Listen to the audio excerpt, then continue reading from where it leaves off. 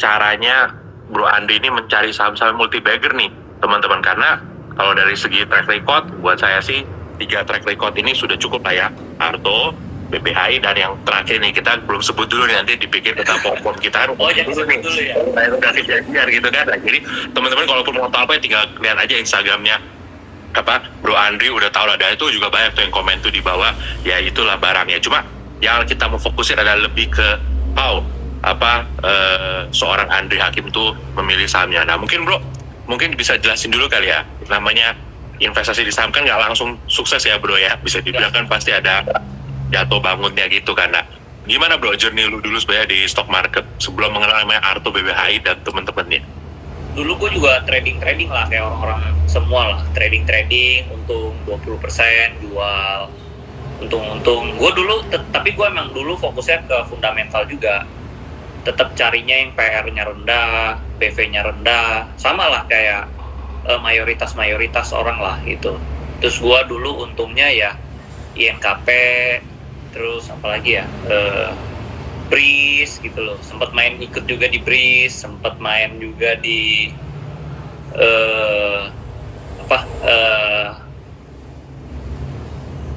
Unilever, semua main juga.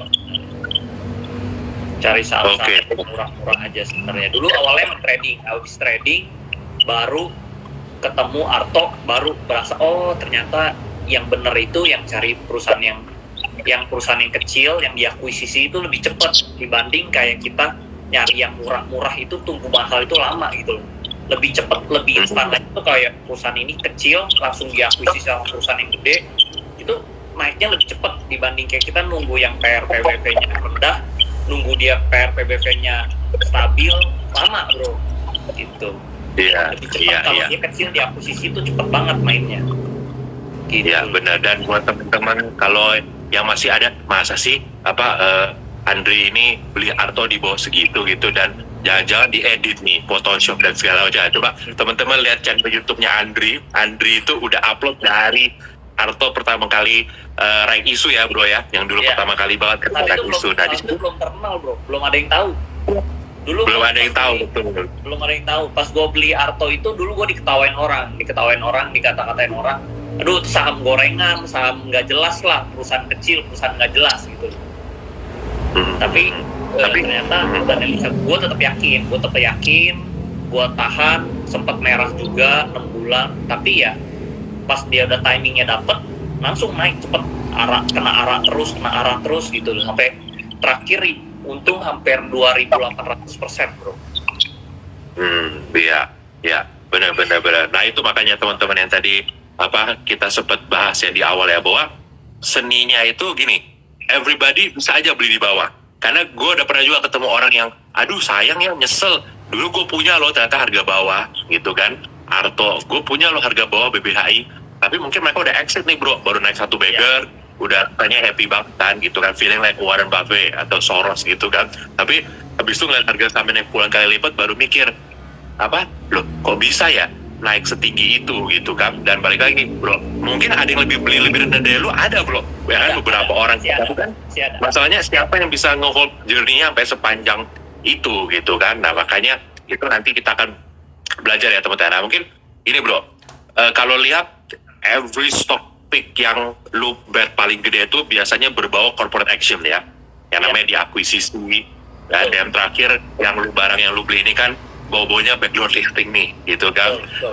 Jadi bisa dibilang apakah pendekatan seorang Andri Hakim itu nomor 1 adalah gue beli saham, gue lihat corporate actionnya, laba bersih, can wait. Karena kan kalau kita lihat Bro, 2 emiten yang lu beli sebelumnya ini kan ya laba sih sudah nih, Arto udah laba ya, kalau BBHI juga laba nih.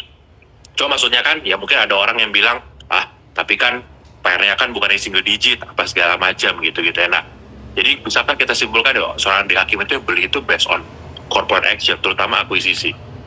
Ya, gue emang belinya terutama gue lihat corporate action, terus gue lihat yang beli ini siapa di belakangnya. Terus ketiga yang gue lihat juga publiknya Bro, gue nggak suka yang kayak publiknya terlalu banyak. Jadi gue mau si ownernya ini masih punya kendali buat maintain perusahaan ini gitu loh. Kalau misalnya publiknya udah kayak 50%, udah 40%, itu publiknya itu ownernya sendiri juga udah susah kendali menurut gua gitu loh. Jadi gua emang cari yang publiknya kecil, terus yang ada corporate action gitu, karena corporate action itu kalau misalnya kita lihat pembukuan, misalnya kalau pembukuan misalnya perusahaan yang sekarang nih, perusahaan ini mau diakuisisi, misalnya ada perusahaan A mau diakuisisi. Kalau misalnya kita lihat corporate action, lihat perusahaannya, pembukuannya pasti jelek bro.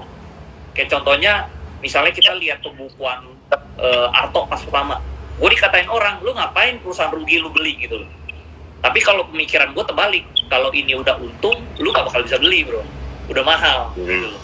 Betul. Sama BHI juga gitu, pas ini kecil gitu, dia masih misalnya waktu itu apalagi karena COVID ya kurang bagus, tapi diakuisisi sama perusahaan yang gede, yang besar, ya pasti untungnya meningkat karena namanya owner gitu, dia beli misalnya si perusahaan B beli, pasti kan dia buat cari untung, nggak mungkin dong dia beli perusahaan A untuk yaudahlah biar gue buang-buang duit aja iseng beli-beli, nggak mungkin, dia pasti beli, pasti diuntungin buat sahamnya naik gitu loh. Jadi ya gue yakin pasti bagus gitu loh, termasuk yang terakhir ini lah, properti ini lah gitu.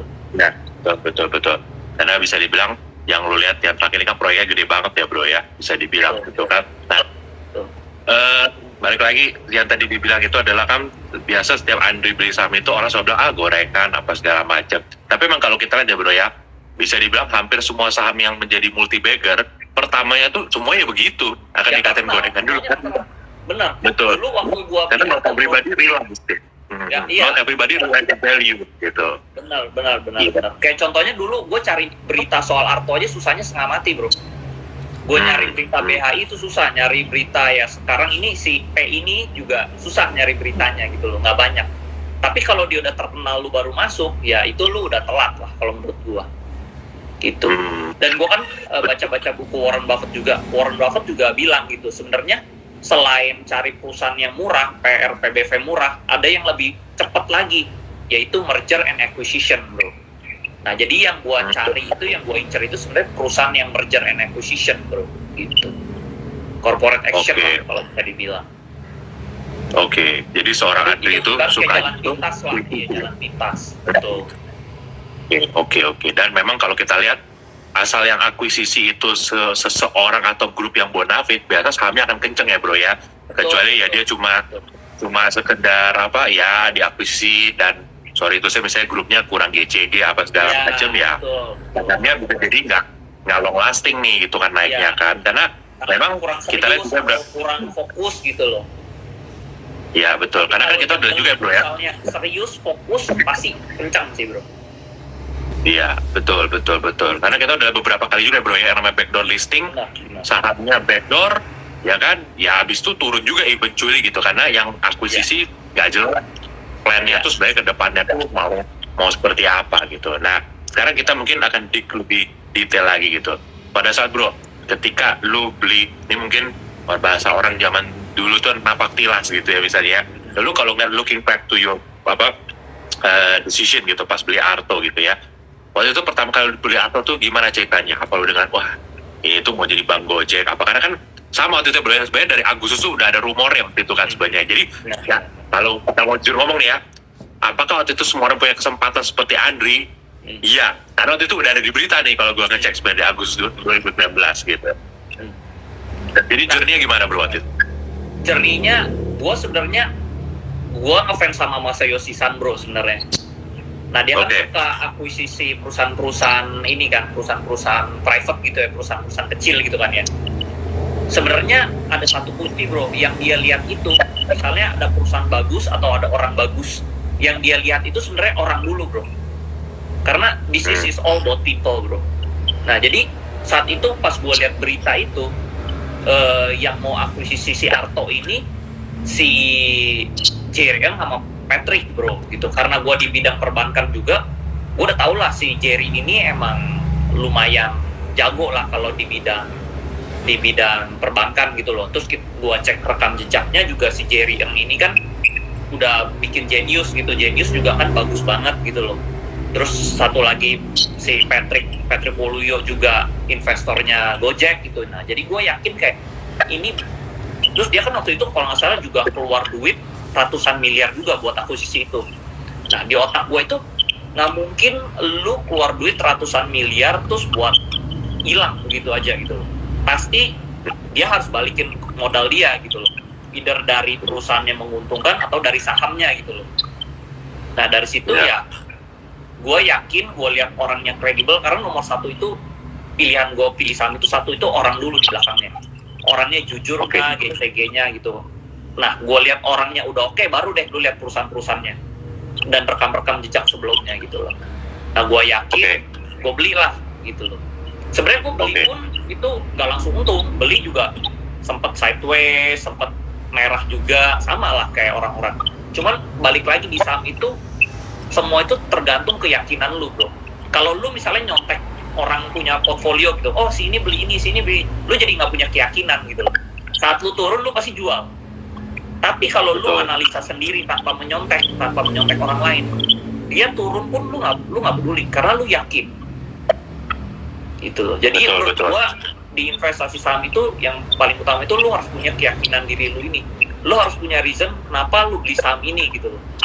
Nah, karena waktu itu gue keyakinannya gue lumayan yakin kok saham ini bagus gitu loh, perusahaan ini bagus. Emang pembukuannya rugi, tapi dia bakal jadi something nih, bakal jadi something gede. Dan saat itu di Cina juga lagi booming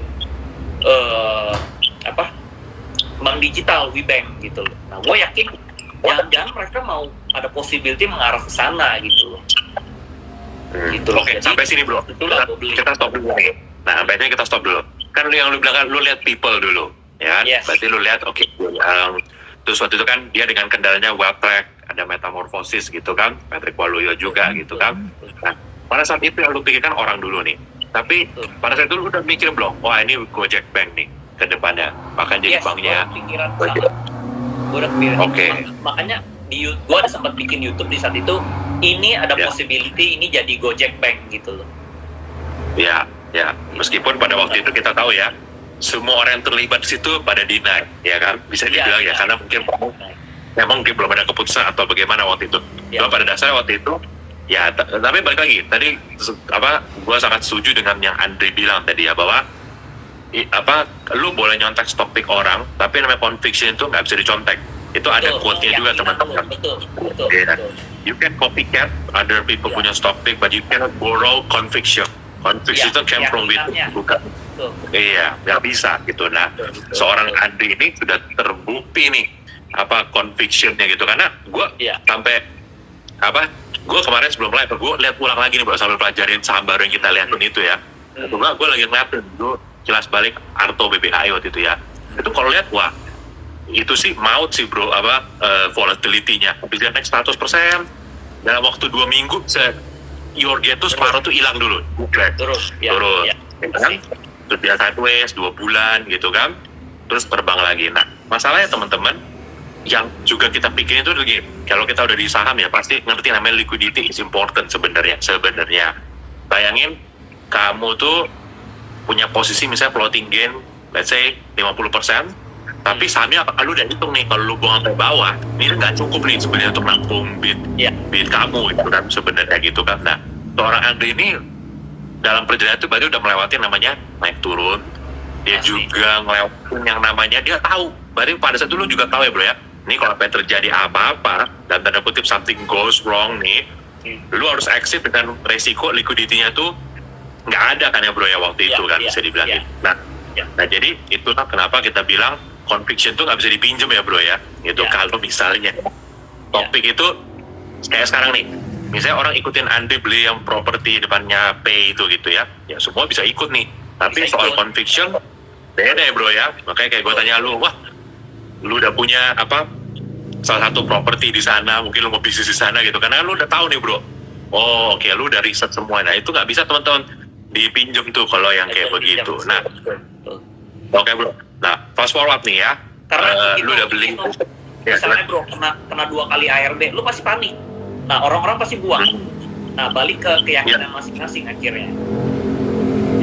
Oke. Nah, bro, mungkin ada satu question yang menurut gue juga pasti ditanya banyak orang.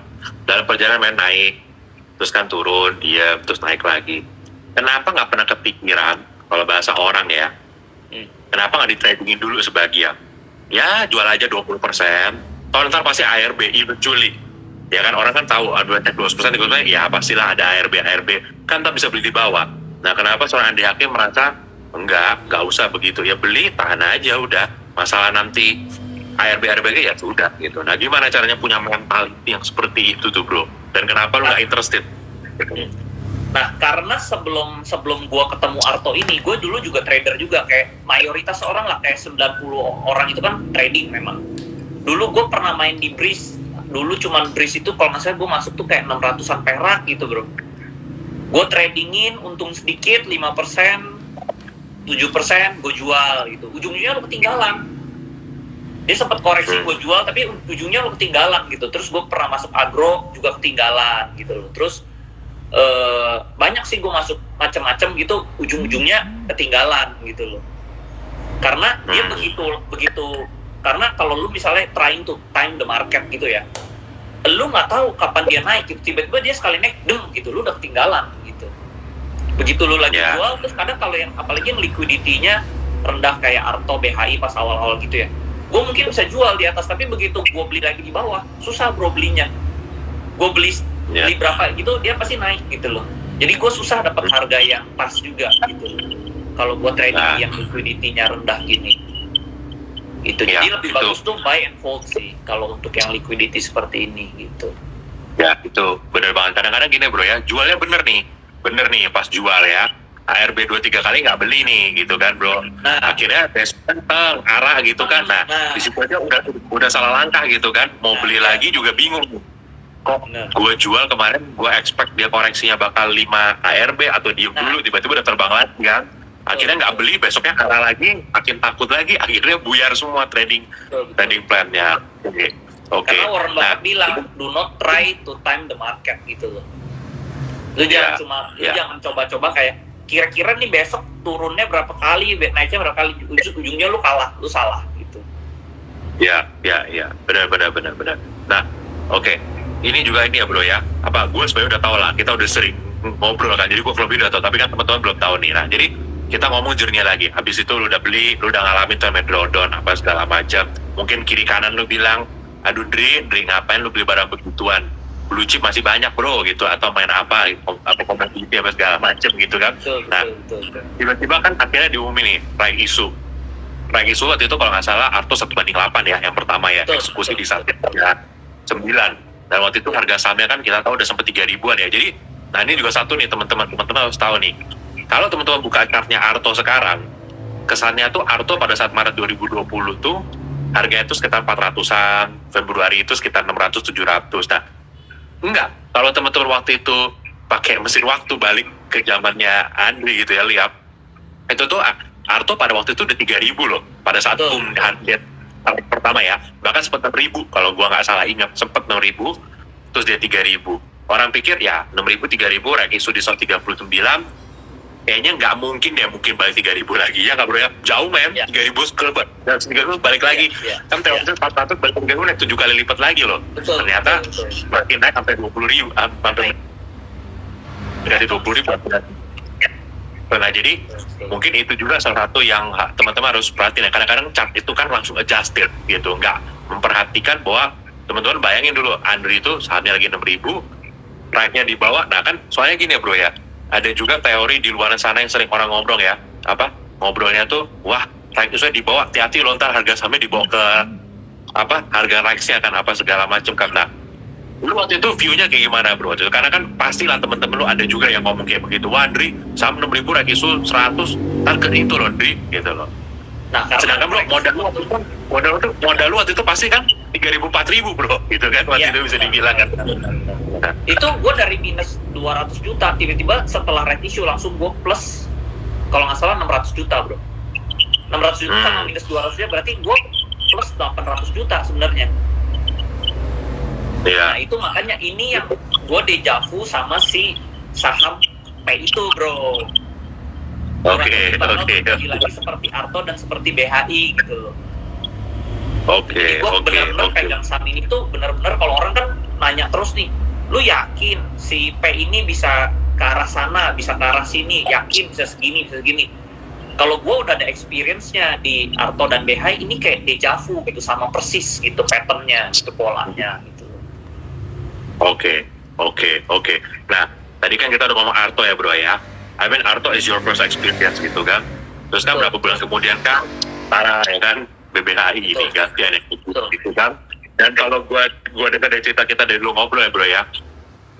Lu tuh sebenarnya tahu, oke, kurang lebih lu tahu lah game plan-nya tuh kemana gitu. Tapi lu bahkan nggak nyangka bakal jadi Nggak nyangka. Sebo itu bakal jadi Nggak nyangka. sebesar itulah bang ibaratnya gitulah ya market cap-nya dan Ya. segala macam. Nah, sekarang let's fast forward ke BBHI punya experience tuh bro. Gimana tuh bro? Kan Arto udah jalan tuh mungkin kan 3-4 bulan, and then sekarang BBHI gitu loh. Nah, begitu gue dapet saham yang kayak Arto gitu bro, itu sebenarnya the first time gue jadi miliuner bro, miliuner di US dollar gitu loh, benar-benar 1 juta US dollar gitu.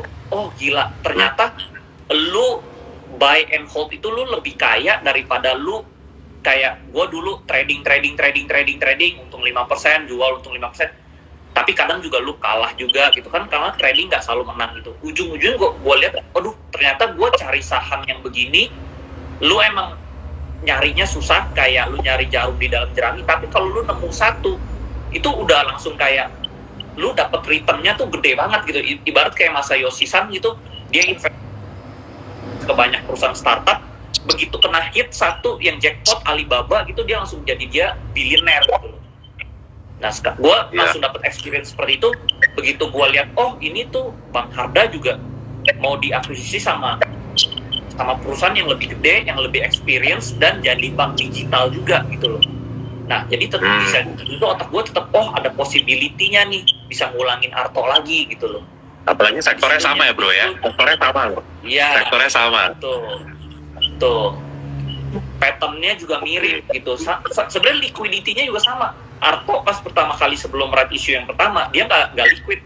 BHI juga pas belum RI yang pertama itu, yang sebelum RI 2 kali sebelum ini, juga sama, dia nggak liquid. Sebenarnya si P ini juga sama, nggak liquid juga gitu. Sama seperti, tapi setelah nanti dia right issue beberapa kali, pasti jadi liquid. Oke. Nah, ini kan ada pertanyaan juga nih ya bro ya. Tadi gua ada baca nih kan. Jadi ketika seorang Andri Hakim itu beli saham, kan conviction pasti ada. Tapi juga I think as a good investor, lu juga tahu kapan momennya tuh jadi dalam tanda kutip momennya tuh off gitu kan, atau udah agak belok lah dari tujuan pertama lu gitu. Nah, metode seorang Andri Hakim kita ngomong kalau melakukan cut loss tuh kayak gimana? Nah itu juga tuh. Cut loss apa take profit nih bro? Wah ini berarti maksudnya nggak pernah cut loss nih, jangan kalau game gini. Kalau dia ada nanya. Nah cut loss dulu deh bro. Cut loss. Nah. Jadi sebenarnya kalau saham turun, lu harus punya 2 strategi. Either lu mau average down atau lu mau cut loss. Gua harus punya. Jadi kayak misalnya ada orang itu kayak saham itu turun dia diemin. Nah itu sebenarnya salah bro. Saham itu turun, lu harus punya 2 option. Either kalau lu masih yakin, lu average down terus. Kalau lu udah nggak yakin, lu kehilangan keyakinan, lu harus cut loss. Jadi lu harus admit kalau lu salah, ya udah lu cut loss. Nah saat gua udah yakin, oh kayaknya gua salah ini, kayaknya gua pikir tadi dia bisa go big, ternyata dia nggak bisa. Ya udah gua cut loss. Saat gua udah nggak kehilangan keyakinan, gua cut loss. Disitulah gua cut loss. Jadi balik lagi ya, tidak ada metrik khusus nih teman-teman, lebih ke conviction-nya Andri sendiri. Betul. Ya. Karena kan Andri juga bisa ngikutin lah ya, perkembangan company-nya terus-menerus. Kalau tiba-tiba ya sorry itu saya misalnya kondisi makro jadi nggak favorable buat sektor yang dia pegang, ya mungkin dia consider untuk cut loss. Tapi setahu saya selama ini bergaul sama Bro Andri, cut loss-nya Bro Andri itu ya nggak gede-gede lah. Tapi sekali dia menang ya, you name it lah teman-teman ya, Arto, BBHI itu background-nya sih ya seperti yang tadi Andri bilang itu benar gitu. Jadi let's say lu punya 10 saham ya bro ya, ya anggaplah 9 itu turun 10%, 20%, tapi begitu lo satu lihat yang ke-10 ini naik 100 kali lipat bro, selesai kan bro, ya kan tutup buku gitu kan, menang semua gitu. Jadi nggak pernah lebih dari 5 bro. Jadi kesalahan gue mungkin cuma 4, kemungkinan gue menang lebih gede gitu. Oke. Dan Gua 5 kalau misalnya ada yang lebih bagus, gue harus buang yang antara 5 ini gitu. Oke. Jadi gue pantaunya Dan juga setiap hari. Dan dari 5 ini berarti bisa dibilang semuanya lu punya conviction gede kan sebenarnya bro, karena kan lu udah pilih nyatanya tuh udah benar. Oke.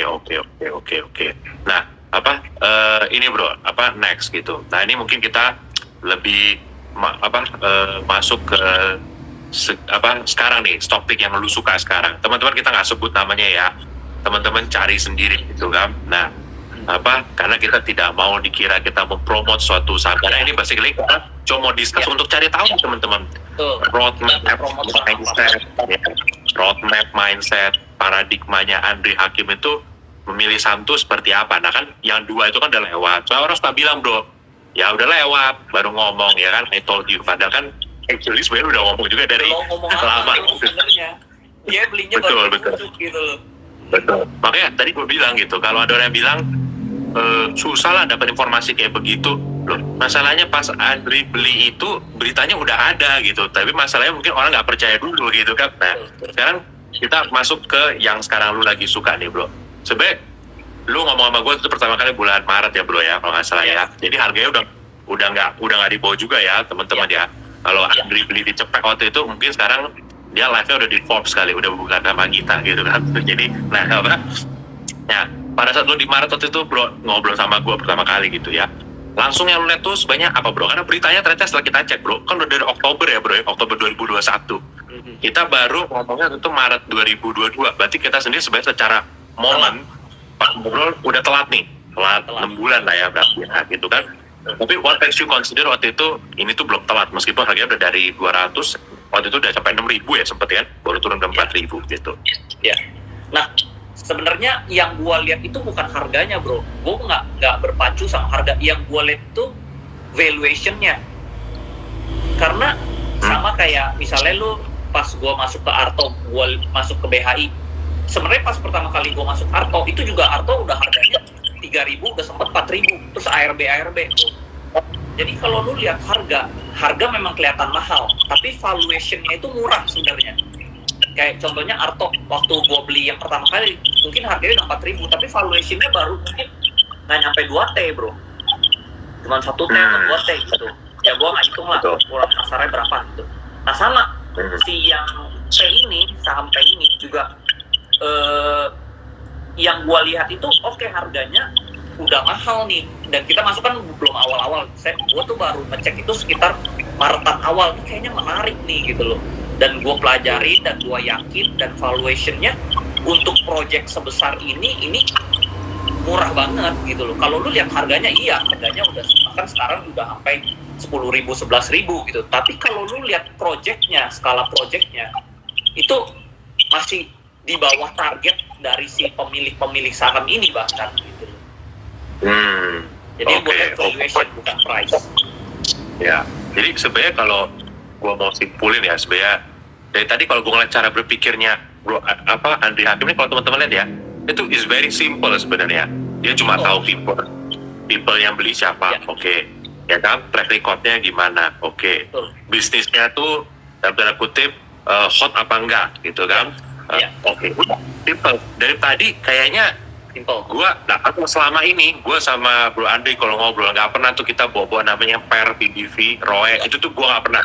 Kita berdua nggak pernah ngobrol gitu ya bro ya. Kita ngobrol tuh selalu lebih kayak proyeknya apa, ini akan barang, corporate actionnya segede apa, cek grup ini dulu kalau akuisisi ini tuh jadinya gimana sih emiten-emitennya dia. Jadi bukan berarti teman-teman PER, PBV, sama ROE nggak penting ya, cuma maksudnya selalu ada cara berpikir itu, bisa dibilang ada banyak jalan menuju Roma. Nah salah satunya jalannya Bro Andre pilih sebenarnya menurut gua tuh simple gitu. Dari tadi dia cuma mikir simple, people, ya kan, bisnis, track record, udah selesai. Dia cuma valuationnya harus masih kecil nih, harus misalnya masih 1T, 2T yang dia bakal bisa jadi ratusan T gitu.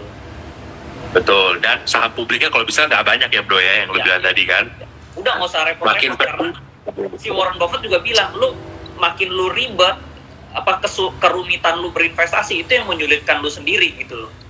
Atau kadang misalnya lu sampai baca grafiknya, ini nggak usah, pokoknya lu yakin, lu lihat orangnya bagus, manajemennya bagus, proyeknya masih kecil tapi sedangkan skalanya besar.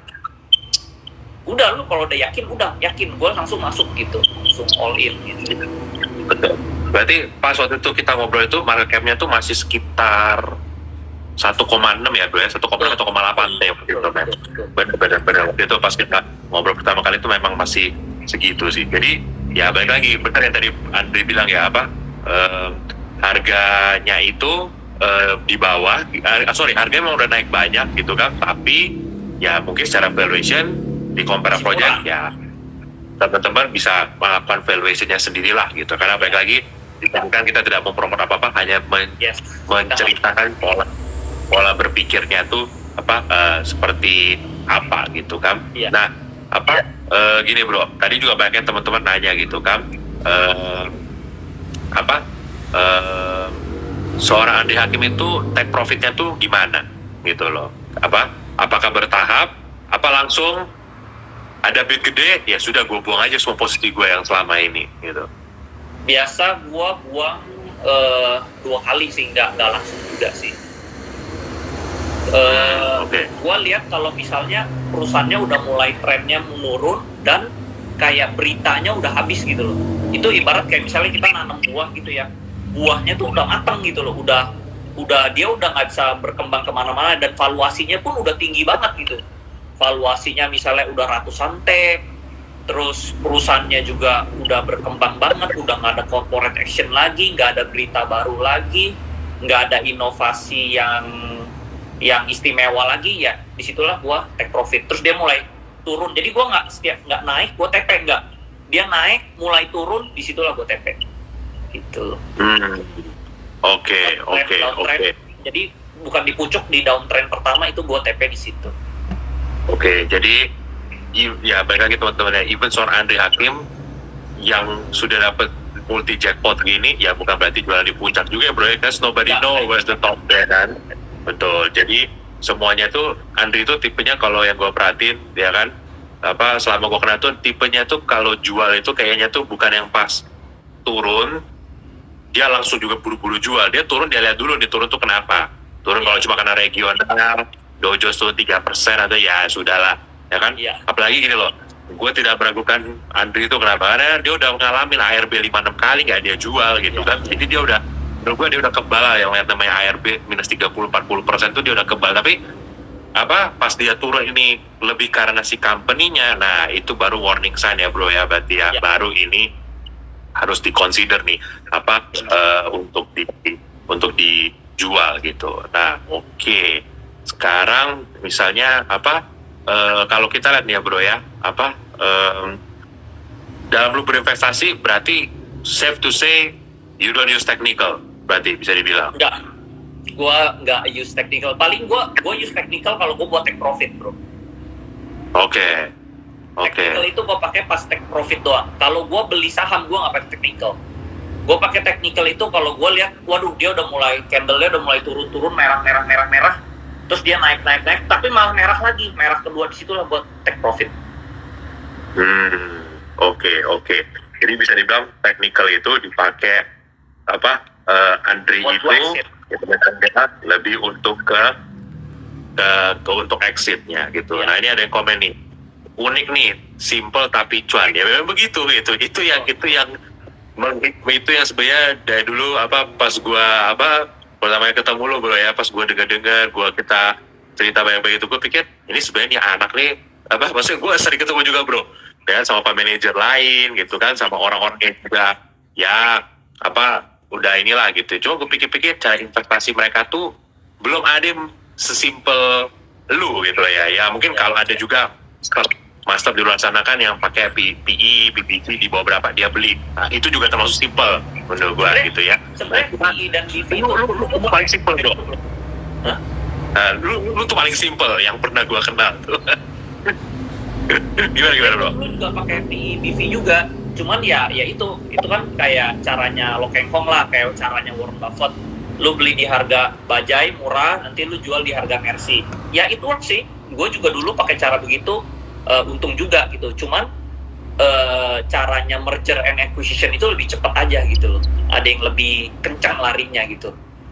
Ibarat kayak olahraga terus dikasih doping gitu loh, karena pembelinya ini orang kuat dan banyak duit gitu loh. Dia pasti naikin harganya juga kencang gitu, cepet.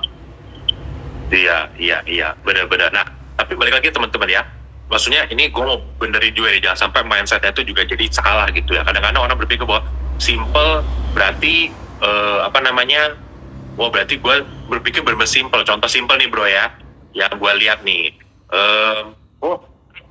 salah mengaplikasikan nih bro. Contohnya kayak gini nih, oh gitu ya, jadi simple is better gitu kan. Oh ya udah kalau gitu, gue tiap hari sikat gigi ya kan, gue tiap hari mandi, gue beli aja perusahaan yang gue lihat kayak gitu kan.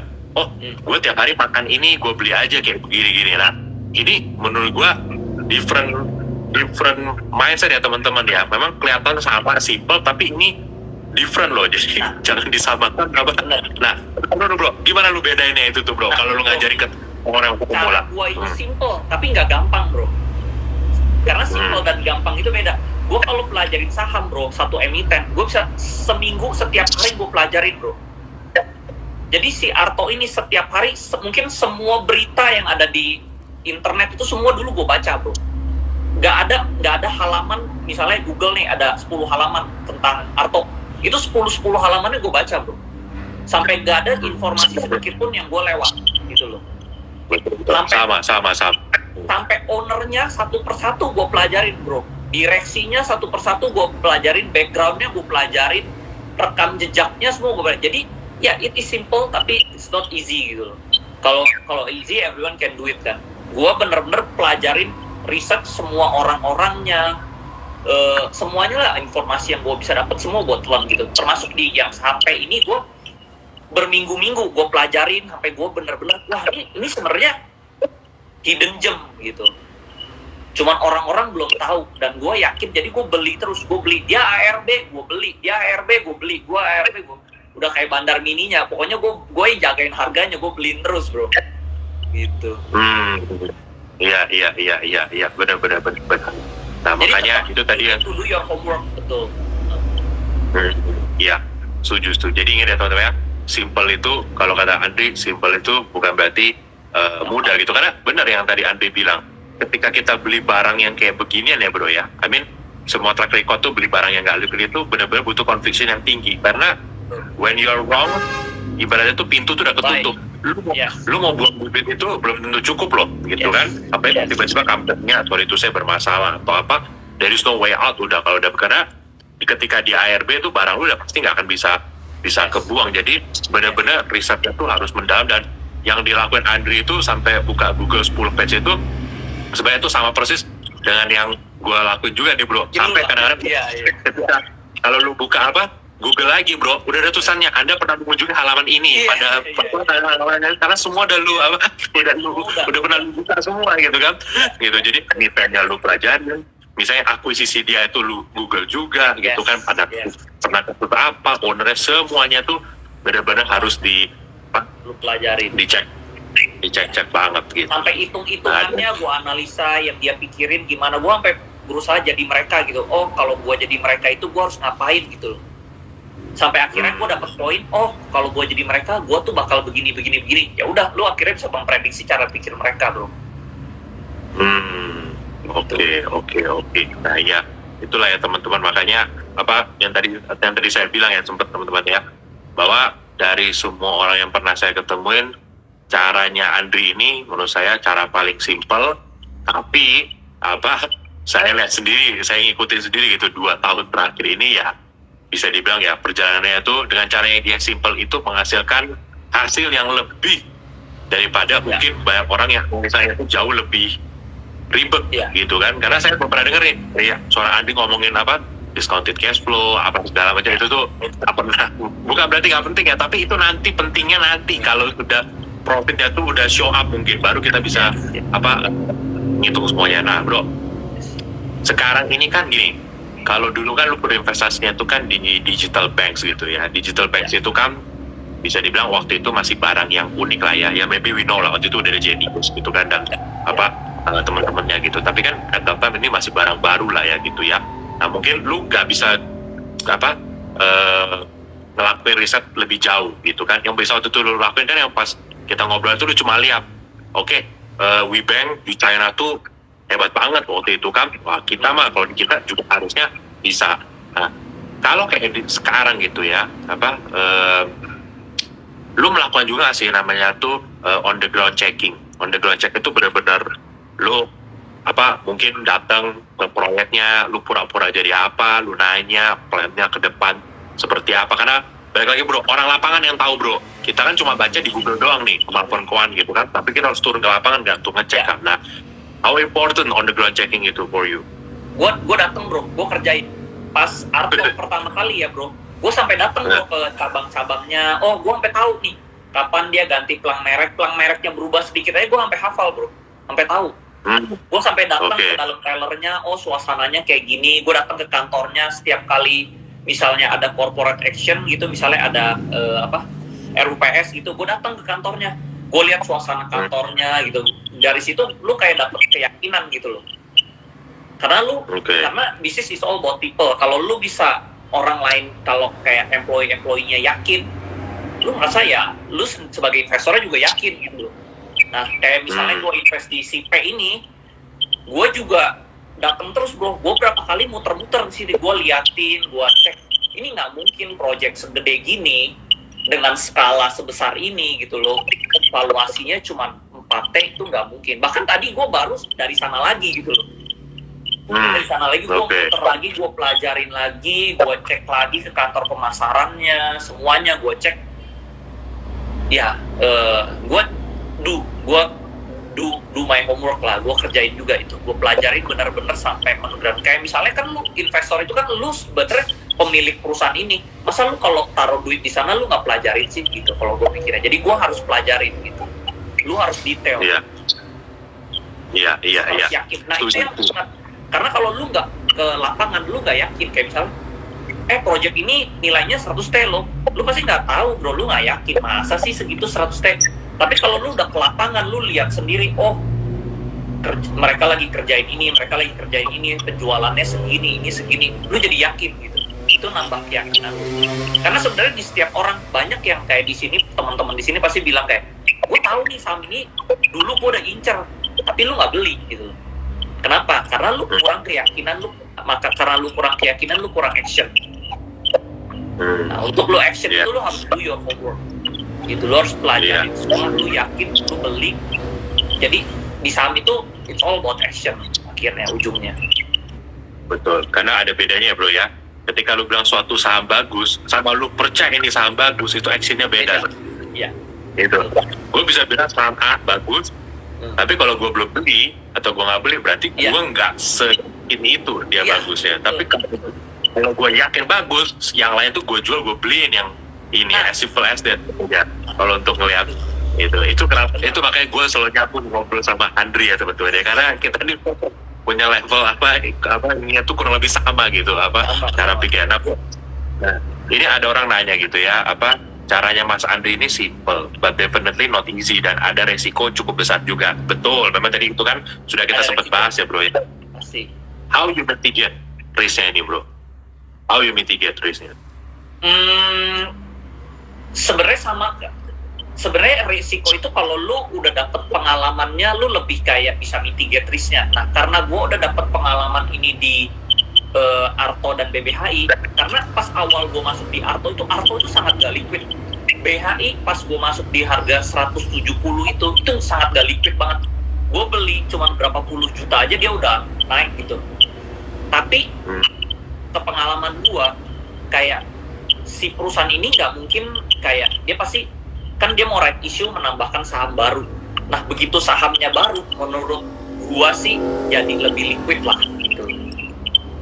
Nah resikonya ya tetap kayak ya memang tetap lu resiko itu tergantung seberapa yakin lu di perusahaan itu sebenarnya. Balik lagi gitu. Kalau lu yakin banget sih Ya jadi lu berani put more risk kan. Kalau lu nggak yakin ya lu kurangin aja resikonya gitu. Jadi kembali ke diri masing-masing sih gitu.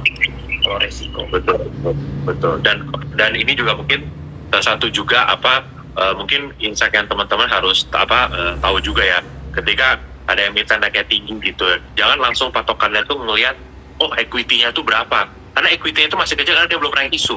Ini berlaku zaman Arto BBHI juga ya bro ya. Yes, Pada waktu itu ya equity masih kecil banget. BBHI equity masih kecil banget, ya kan? Kayak BBHI juga terus memenuhi kan sebelum OJK punya yang equity harus ditambah juga. Jadi kita harus ngitungnya tuh mungkin lebih ke book value once post strike isu tuh berapa gitu. Nah itu yang harus dihitung gitu karena kan misalnya emitennya punya equity 300 M misalnya, 1 T deh teman-teman misalnya, 100 M, market cap sekarang misalnya 5 T gitu kan, terus teman-teman bilang wah book value-nya 50 kali nih ya, kalau ternyata dia lagi market isu 10 T, nah itu kan beda tuh, equity kan jadi 11 T, jadi 10 T, market cap dia jadi 15 T, book value tinggal jadi 1,5 kali kan, gitu.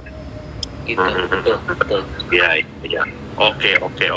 Nah, coba kita cek ada pertanyaan lain nggak nih? Ya teman-teman, sahamnya tebak-tebak sendiri aja ya, karena kita nggak mau promote sahamnya gitu, karena tujuannya bukan itu gitu. Jangan sampai ntar sahamnya nyangkut kena UMA bursa gitu, spend ARB itu bilang, oh saya beli karena ngikut-ngikut ini gitu. Nah, ini sebenarnya ini pure hanya merelevansikan pengalaman yang sekarang Andri lakuin sama yang dulu dia lakuin di Arto sama BBHI. Jadi kalau bahasanya tuh ada modelnya nih yang bisa di copy paste terus kan ya, bro ya. Nah bro, sorry, ini gue mau tanya. Kalau gue kan game lu ini kan sebenarnya mainnya corporate action gitu kan. Tapi ada nggak sih sebenarnya yang lain yang lu suka juga? Maksudnya yang lu suka tuh gini loh, metode lain gitu. Fundamental tetap fundamental. Tapi kan fundamental lu dari kan gue perhatiin kan, ya apa kan corporate action, akuisisi, backdoor listing dan segala macam gitu kan. Nah tapi ada nggak sih fundamental faktor yang lu lihat? Misal lu lihat ya, kalau nilai labanya naik 200%, lu yakin bisa bagus PI-nya di bawah 5 kali, ya gua angkut nih barang gitu kan. Atau lu ya udah gua pokoknya kerjaan gua adalah nge-refresh terus pengumuman di IDX gitu kan, nyanyi akuisisi sama backdoor listing doang. Gue jujur lebih suka corporate action sih, karena lebih cepat aja gitu, lebih cepat ya. Ibarat kayak misalnya kita suruh Mas Yoshi-san, lu invest dong perusahaan yang di stock market gitu, pasti dia nggak mau. Lama ini, lu cari yang PE BV rendah terus suruh dia PE BV-nya naik, lama. Dia pasti mau, mendingan gue beli perusahaan kecil ini, gue masukin ke market, boom, jadi gede gitu. Nah sebenarnya ini juga sama, merger acquisition juga sama, nih perusahaan kecil dibeli sama yang gede dengan duit yang udah siap, capitalnya udah siap, langsung boom gitu, langsung jadi gede gitu. Lebih cepet aja gitu. Gue lebih tertarik gitu, tapi nggak selalu ada dan emang carinya susah gitu. Kan nggak setiap bulan kita bisa cari perusahaan yang seperti ini ya, makanya gue bilang carinya itu kayak cari jarum di dalam jerami, nggak gampang gitu loh. Nggak bisa setiap tahun lu bisa next ini apa, next ini nggak bisa, harus bener-bener kita cari pelan-pelan, kita pelajarin, oh menarik gitu, baru kita masuk gitu. Dan balik lagi bro, the good thing is it's not exclusive information loh, not exclusive information. Balik lagi, kalau perhatiin ya dari dulu ya kita ya, atau BBHI dan yang sekarang gitu ya, semuanya udah ada di berita. Bahkan kita sendiri telat bro, kalau kita pun telat gitu, bukan yang the first player-nya gitu. Jadi ada teman-teman yang beli di bawah juga, tapi mungkin udah lepas atau kayak gimana gitu. Jadi kembali lagi, jadi jangan pernah ada, jangan ada yang kayak merasa mungkin conviction ini datang dari sebuah informasi yang mungkin cuma some certain level yang tahu. Enggak. You look back teman-teman ya, coba Google berita waktu itu, semua itu udah ada semua teman-teman. Bahkan sebelum Andri beli itu, Andri pun gue yakin itu bukan gerbong yang pertama, itu I'm really sure about that. Itu nggak pertama, kan? Ada banyak yang mungkin invest lebih banyak daripada Andri di pertama kali pun, lebih banyak ada juga, gue yakin. Tapi balik lagi siapa yang berani yakin taruh posisi situ dan nge-hold ya, dan menjalani prosesnya, karena proses itu nggak gampang teman-teman. Jangan pernah lihat chart itu hanya dalam waktu setahun. Setahun enak ya, naik 10 kali lipat ya. Coba dig deep day to day itu, ya kan? Lihat bandingkan sama IHSG, hari di mana Andri ngeliat IHSG naik 2 minggu naik 10%, barangnya Andri ARB, itu ada hari-hari yang seperti itu gitu. Tapi akan ada hari di mana sahamnya Andri itu bisa naik sampai arah berkali-kali, 2, 3, 4 kali, bursanya turun. Ada hari-hari apa yang seperti turun tapi saham kita naik ya bro ya. Iya, begitu ada, makanya itu ya teman-teman ya, so baik lagi sebenarnya sih intinya sih conviction itu very important ya gitu. Kita nggak perlu terlalu ribet-ribet gitu kan, yang penting you read the game right gitu ya, read the company right, dan yang paling penting yang Andi bilang tadi itu satu aja sebenarnya, kalau lu bisa berpikir seperti orang yang ada di behind this corporate action, itu paling gampang gitu. Ibaratnya lu udah tahu nih dengan kayak dia begitu, itu akan jadi seperti apa. Contoh yang kita ngomong nih bro ya, ketika lu waktu itu ngeliat ya, atau BBHI, kita pakai contoh atau BBHI aja, dua-duanya naik isu 2 kali kan bro. Yes. Dua-duanya bisa naik isu tuh 2 kali gitu bisa dibilang. Itu udah masuk langsung ke pikirannya Andre. Oh berarti company ini mungkin kalau nanti mau gede ya kan, dia naik isu pertama tuh ngebuka jalan kan untuk si investor pertama masuk. Naik isu kedua dia akan invite more investor untuk join this project gitu. Nah yang kayak begitu tuh, yang nanti tuh lama-lama kalau you do this itu over and over again tuh, lama-lama tuh cara berpikir konglomerat ini masuk ke otak. Mungkin duit kita belum konglomerat nih bro, tapi mungkin ya cara berpikir bisa lah kita belajar dikit-dikit ya bro ya gitu. Benar. Oke, coba kita cek ada lagi animasi question yang ini. Oke, balik lagi teman-teman. Yang lu ngomong tadi bener, kayak contohnya misalnya lu mau tebak nih pikiran si ya perusahaan yang kita ini, si P lah. Coba lu pikirin jadi mereka, apakah mereka puas dengan backdoor listing untuk 4P, apa mereka puas? Dengan mereka udah jadi salah satu orang Taipan terkaya di Indonesia, apa mereka dengan cuan 4P puas? Pasti mereka nggak puas bro. Target mereka pasti more than that gitu. Jadi tugas kita itu, kita berpikir seperti mereka gitu. Betul. Makanya nggak mungkin bro, kayak misalnya lu yang punya ya itu bakmi paling terkenal di Indonesia itu, masa lu mau pate lu bawa pulang bawa masuk kantong, lu pasti nggak terima bro. Pate terlalu kecil buat dia bro. Iya betul, benar ya, itulah makanya ya teman-teman yang kita bilang itu yang kita udah omongin hari ini itu semua tuh menurut gua sih itu the real yang Andri lakuin ya teman-teman ya. Jadi ya memang yang Andri lakuin tuh setiap hari itu ya begitu. Setiap gua ngobrol sama Andri ya isi chat kita juga ya begitu-gitu aja gitu. Jadi jangan dipikir kalau gua sama Andri ngobrol gitu tuh isinya tuh lebih dalam lah ya, enggak. Ngobrol sama Andri adalah ngobrol sama hal yang paling simpel mungkin yang pernah gua lakuin sama orang-orang di market gitu. Karena bener-bener kita udah kayak detektif bro. Ngeliat ini Google apa gitu kan, nanya orangnya yang di proyeknya tuh kayak gimana dan segala macamnya. Dan ya yang paling penting ya trust me it works ya bro ya, cara lu ya gitu ya bisa dibilang ya. Oke.